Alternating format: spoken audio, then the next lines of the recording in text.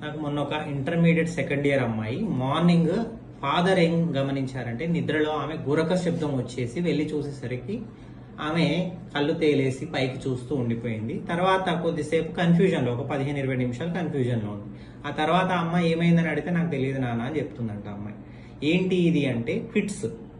ఇది ఎక్కువగా early morning టైంలో వస్తాయి. ఈ రకమైన ఫిట్స్ ముఖ్యంగా టీనేజ్ పిల్లల లోపల వస్తాయి. అంటే 13 to 19 ఈ ఏజ్ గ్రూప్లో వస్తాయి.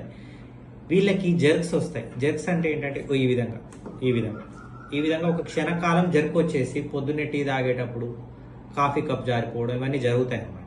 పెన్నులు ఆగిపోవడం, బ్రష్ ఎగిరిపోవడం జరిగిపోతాయి.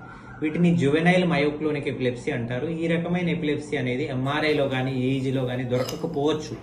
100లో 70 మందికి మాత్రమే ఎంఆర్ఐ కానీ ఈఈజీ కానీ తేడా ఉంటాయి ఫిట్స్ ఉన్న పేషెంట్స్లో. 30 మందికి ఎంఆర్ఐ ఈఈజీ రెండు నార్మల్ ఉంటాయి. అయినంత మాత్రాన ఫిట్స్ లేవని అనకూడదు. ఫిట్స్కి మందులు ఖచ్చితంగా వాడాలి. వాడకపోతే రాను లోపల ఉండేటువంటి బ్రెయిన్లో ఉండే న్యూరాన్స్ దెబ్బతింటాయి. కాబట్టి ఎవరైనా ఈ విధమైన జర్క్స్ ఎస్పెషల్లీ మార్నింగ్ టైంలో జర్క్స్ వస్తే అది రాబోయే పెద్ద ఫిట్స్కి సూచిక. ఖచ్చితంగా మీరు న్యూరాలజిస్ట్ను సంప్రదించి ఫిట్స్ మందులు స్టార్ట్ చేయాలి.